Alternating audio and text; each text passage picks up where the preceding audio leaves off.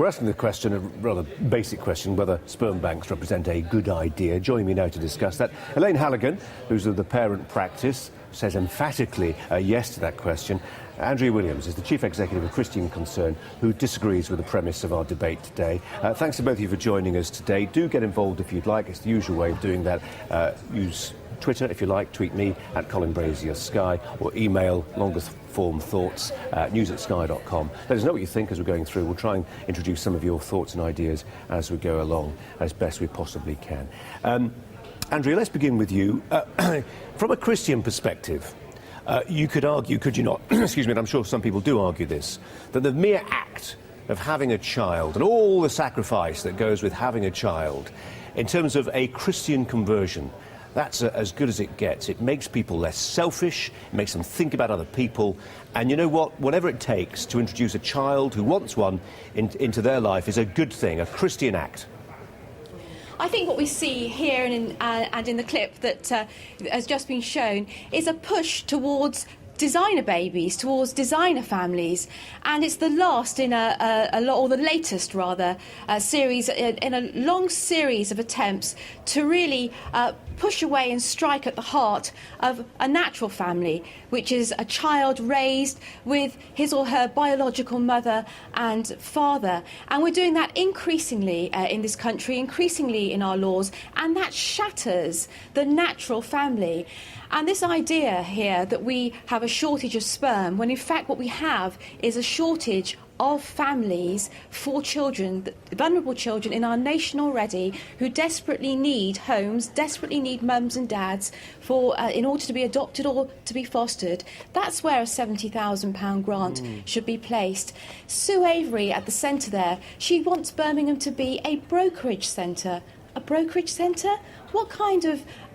What does that sort of say about what a child is? A child is not an adult's right. No adult has a right to a child. A child is a gift. So I think here we're looking at very big ethical questions, but also this focus on an adult's desire, what an adult wants at all costs, without thinking about the welfare of the child. Okay.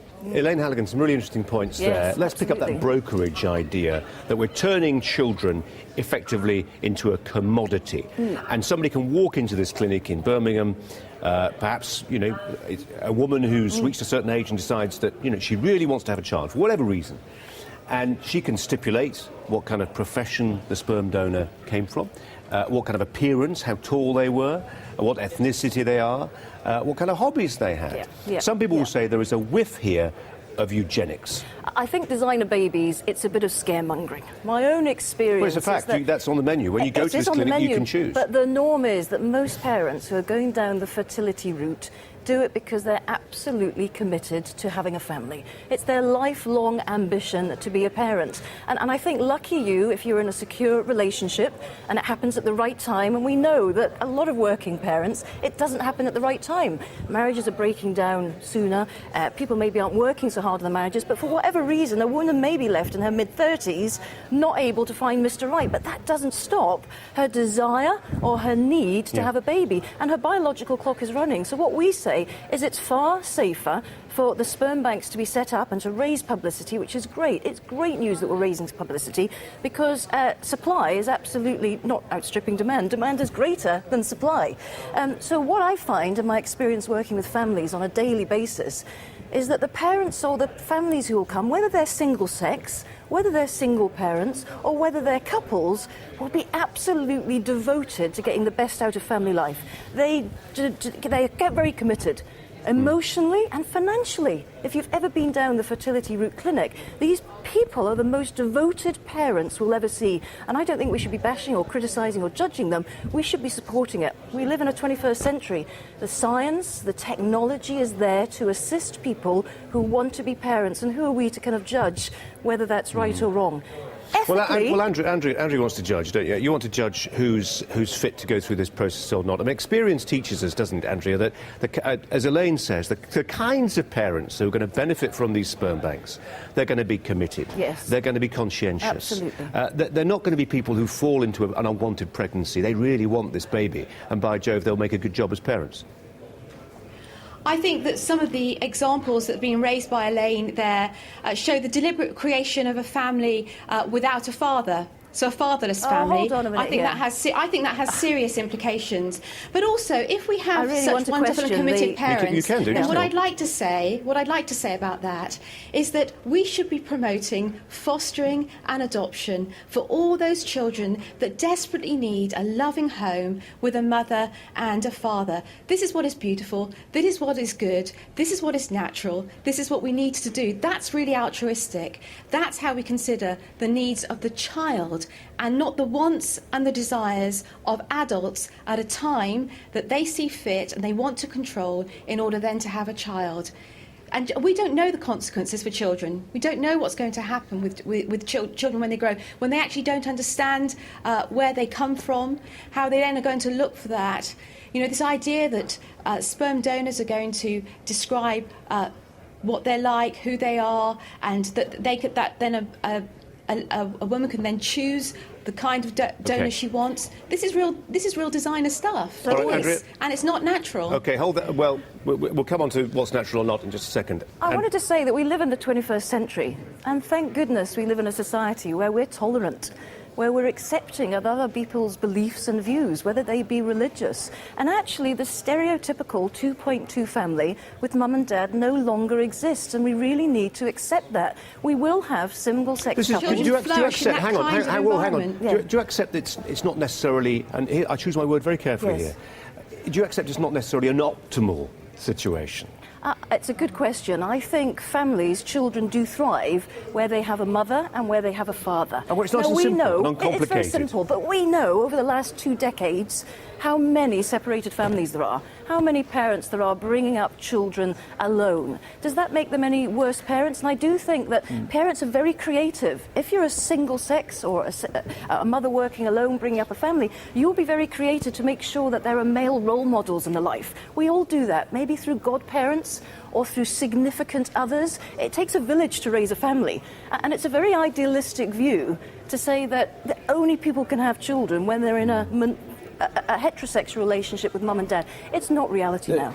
Andrea says, I'm just paraphrasing what you said a while earlier, she says, we can't have a situation where everybody views it as a right to have a child. Do you think everybody's got a right to have a child? I think in the 21st century, when we have developed so much in terms of modern medicine... Paedophiles? Mass murderers? Everybody's got a right to have a child? I think there are always exceptions to the norm. Okay. And I think we need to be very clear here that there's a lot of parent bashing going on. Do you remember the riots in 2011 in Croydon?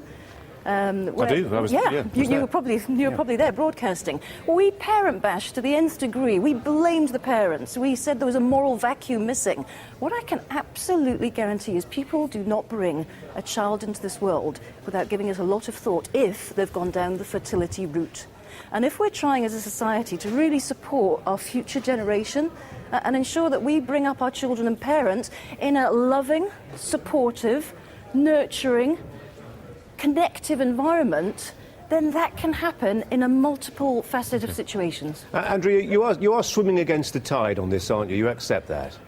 I think that this is a great untried experiment. What we know serves our children best is for them to be raised with their biological mother and their biological father. Well, that's all fine. That's all fine in theory. There's lots of longitudinal studies that show that marriage is great for kids. Unfortunately, a lot of people don't stay married. So what do you then do? Of course, we have to make the best of the situation that we're in, however we find our circumstances. But actually to create situations where children are fatherless, to actually create something out of an adult's desire, rather than really considering what is best for the child, knowing if it's the adult's desire to have children, and so on, that there are thousands and thousands of children in our nation alone who need a loving home, then why would we go to a brokerage place to select a sperm that we think best suits our lifestyle at a time that best suits our lifestyle, and create a designer family in our choice and not our natural family? Let's get you to talk to each other a little bit and address the questions that you're raising. Thank you. Well, no, Elaine, I want you to address this question that Andrea's raising there. Look, hang on. Sorry. I've got the question, which is, she's saying, look, if you can't have a child, don't resort to science. There are thousands of children out there who need great homes to be adopted. Start there. I think it's absolutely a question of choice, Andrea. And of course, people do have a choice. They can go down the adoption route, which is equally can be as emotionally traumatic as the fertility route. But given that we live in a society where it is all about choice, let's give people the choice of what they want to do. And this design a baby argument, it is scaremongering. OK, there is exceptions to the norm, but it's absolute scaremongering. People will go down the route of having a baby using either IVF, depending on what their religious beliefs are, or using donor sperm donation. And we support that It's not a choice for the child, though, is it? It's not a choice for the child. But hold on, it's not a choice for the up. child to be born into a situation where they will not know their biological father unless they go through a series of tests later in life or a series of approach. I think if we just look that is the intentional deprivation of a father to a child. That's actually very serious. I think it's if a we very just look serious at thing to embark what a child upon. actually needs. A child needs a loving, supportive environment, and it sounds to me as if we're saying that loving, supportive environment cannot be provided unless there's a mother and a father. Gosh, I think that's such a damning claim on all those single parents. I'm not saying that entirely, because what I'm saying is there are all sorts of circumstances that happen in life which mean that children then are raised in situations that perhaps without the natural mother. Of course that is the case, and we see many children raised extremely well in lots of different situations. The difference here is that we are deliberately creating a situation, an adult's wants-based situation that is a shift away from the natural family. To create that, to endorse that in our laws is not progressive in a 21st century at all. That's not a progressive 21st century Andrea? thing. It's actually regressive. Andrea, just winding up this now. Elaine, give you the last word, 15 seconds. I think the last word is that we've missed the whole point of this debate, and that is to give a huge shout out to those very generous sperm donors. And I think there's a big issue here, which is that we are struggling to get sperm donation. And I want to just give the most massive acknowledgement and praise to those very generous men who do it purely because maybe they're fathers themselves, maybe they've experienced parenthood, and they want to share that with other people. Maybe you provoked some of them to email in. I do hope, I hope so. Elaine, Andrea, thanks both very much indeed. Really thought-provoking debate. More debate, more news coming up at the top of the hour.